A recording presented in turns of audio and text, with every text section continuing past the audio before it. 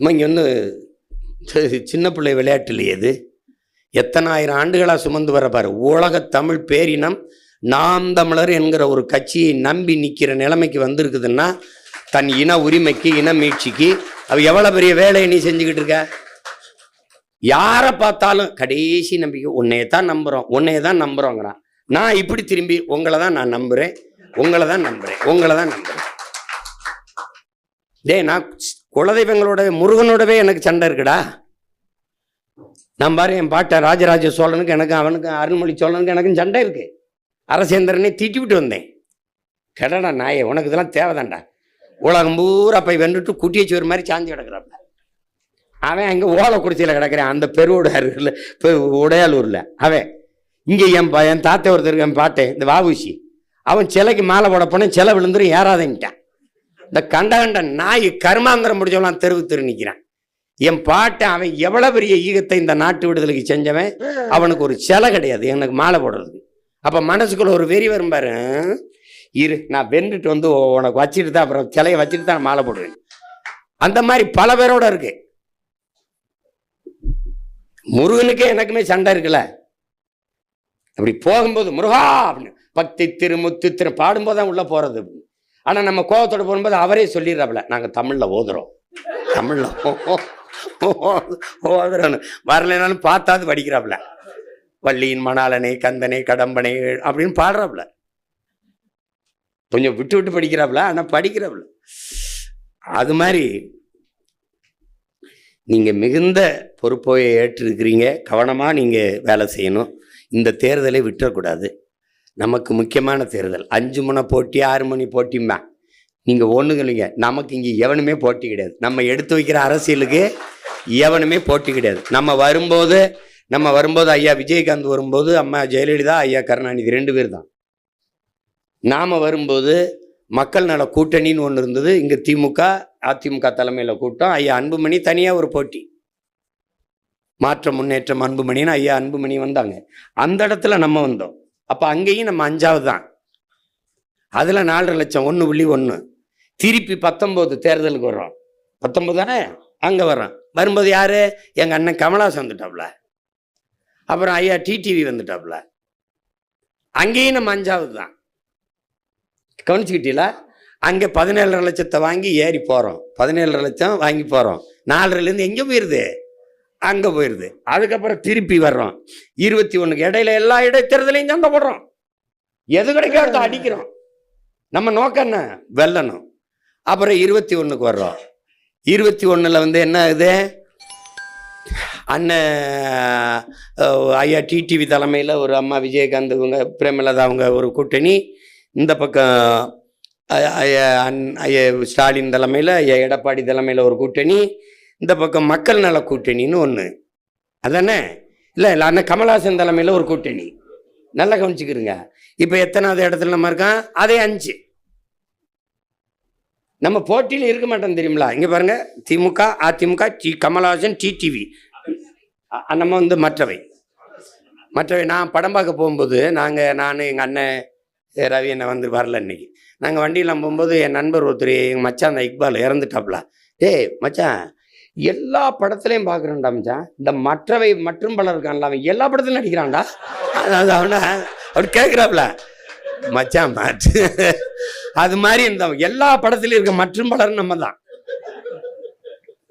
பார்த்துருப்பீன்னு நினைக்கிறேன். மற்றவை அந்த வழியில் அவங்களுக்கே தெரியுது இவங்க அரசியல் வேற, அவங்கள இந்த கேடுகட்ட ஆட்டத்துக்குள்ளே சேர்க்க வேணாம், இந்த கூட்டத்தில் சேர்க்க வேணாம்னு நம்மளை தள்ளி வச்சிடலாம்.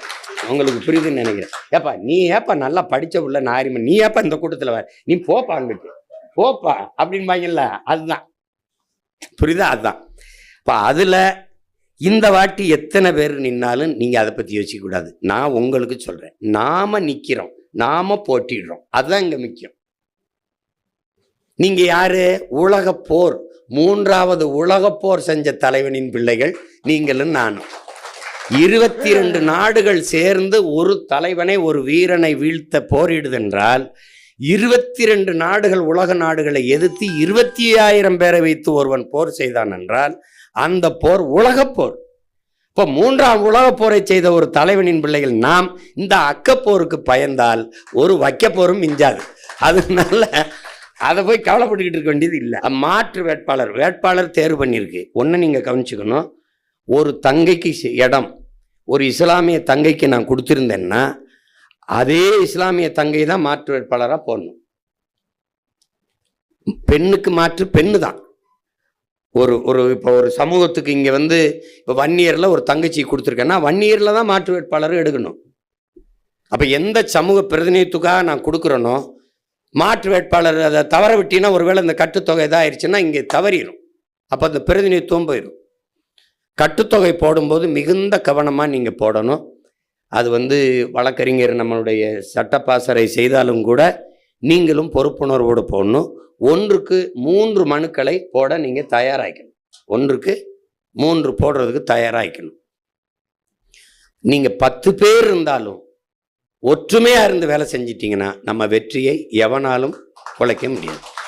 ஏன்னா நீங்கள் வேணால் இன்றைக்கி வேணால் நெட்ஃப்ளிக்ஸில் இருக்குது ஸ்பார்டன்ஸு, அந்த படம் 300 வீரர் தான், 300 பருத்தி வீரர். அது வேற யாரும் இல்லை, நாம் தமிழர் கட்சி தான். ஸ்பாட்டன் முன்னாடி இருக்கானா அவன் சீமான் தான். அதுக்கு முன்னாடி நிற்கிறது யாரு? நம்ம தலைவன் தான். 2,80,000 பேரை 25,000 பேரை வச்சு ஒருத்தன் சண்டை செஞ்சு கலங்கடிச்சிருக்கான் அப்படின்னா இவன் ஸ்பாட்டன்ஸ் வீரன் இல்லாமல் என்ன நினைக்கிறீங்க? எப்படி நினைச்சு பாருங்க, என்ன வருத்தம் வந்திருக்காப்புல. அவரே சொல்லிடுறாரு, ஒரு படையின் வெற்றி என்பது ஆயுத வலிமையிலேயோ படையின் வலிமையிலேயோ அதுல இல்ல, ஆள் வலிமையிலேயோ இல்ல, வீரர்களின் உடல் உறுதியிலையும் உள்ள உறுதியிலையும் உடல் வலிமையிலும் தான். அதனால நீங்க என் படையில என் முன்னாடி எத்தனை பேர் இருக்கிறீங்கன்னு முக்கியம் இல்லை, எவ்வளவு பேர் ஈடுபாட்டோட இருக்கிறீர்கள், எவ்வளவு பேர் லட்சிய உறுதியோடு இருக்கிறீர்கள்ங்கிறது தான் முக்கியம். அதனால அப்படி நின்று நீங்க வேலை செய்யுங்க போதும். மக்கள் நம்மளோடு இருப்பாங்க, ஒன்றும் குழப்பிக்காதீங்க. பணம் இருந்தால் தான் அரசியல் செய்ய முடியுங்கிற எண்ணத்தை ஒழிங்க. பணம் இருந்தால் அரசியல் செய்ய முடியும்னா அது முதலாளிகளுக்கான அதிகாரம், உழைக்கும் மக்களுக்கான அதிகாரம் இல்லை. அந்த அதிகாரத்தை நிறுவ நம்ம வரலை. உங்களுக்கு விளங்குது? பணம் இருந்தால் தான் அரசியல் செய்ய முடியும்னா மக்களுக்கு சேவை செய்ய பணம் எதுக்குங்கிற கேள்விக்கு உங்கள்கிட்ட ஏற்றாவது பதில் இருக்கா? எதுக்கு பணம்? அவன் தான் எல்லாம் கொடுத்துட்றானே. மின்சாரத்துக்கு வரி கட்டிடுறான், சாலைக்கு வரி கட்டிடுறான், கல்விக்கு வரி கட்டிடுறான், குடிநீருக்கு வரி கட்டிடுறான். அதனால அது பணம் இருந்து நீங்கள் பணம் கொடுத்தா அங்கீகரிக்கப்பட்ட என்ன சொல்கிறது, இசைவு பெற்ற கட்சி. எங்கள் மாமா அவர் கோச்சுப்பான், இசைவு பெற்ற கட்சி தானே மாமா, முழு இசைவு பெற்ற கட்சியாக வந்திருக்குது. அப்போ முழு இசைவு பெற்ற கட்சியாக நீங்கள் காசு கொடுத்தா வந்தீங்க. இப்போ என்னமோ அவன் தம்பி சொல்லிட்டு இருக்கான், இப்போவே இதுக்கே தன்னாருன்னா தேர்தலுக்கு நிதிக்கு எப்படின்னு. அது ஓ வேலை இல்லை, பிச்சை எடுத்தாவது நீ எல்லாம் போன தடவைலாம் காசு. கட்சியே பிச்சைக்கார கட்சி, காசு கிடையாது. அது இந்த காசு இல்லாமல் செய்யறதுனால தான் நம்மகிட்ட உறுதியும் போர்க்குணமும் இருக்கு.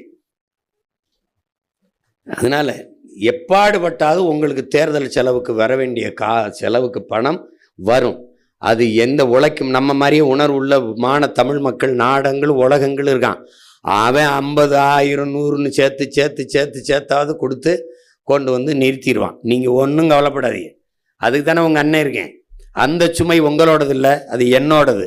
ஆனால் நீங்கள் எனக்கு செய்ய வேண்டியது, நீங்கள் இந்த மண்ணுக்கும் மக்களுக்கும் உண்மையாக இருங்க. நான் உங்கள் ஒவ்வொருத்தருக்கும் உயிராக இருப்பேன், அதை மட்டும் கவனிச்சுக்கணும். சும்மா தேவையில்லாமல் சேட்டை பண்ணிட்டு அலையக்கூடாது. நான் பெரியவன் என்று எண்ணுவதை நிறுத்து. உன்னிலும் பெரிது உன் இனம், உன் மொழி, உன் இனம், உன் வரலாறு, உன் இலக்கியம், உன்னுடைய வழிபாடு, எல்லாவற்றிலும் நீ அதோட ஒப்பிடும்போது ஒன்றும் கிடையாது. அதுதான் பெரிது. என்னிலும் பெரிது என் கனவு, என் இலக்கு. ஏனென்றால் நம்மை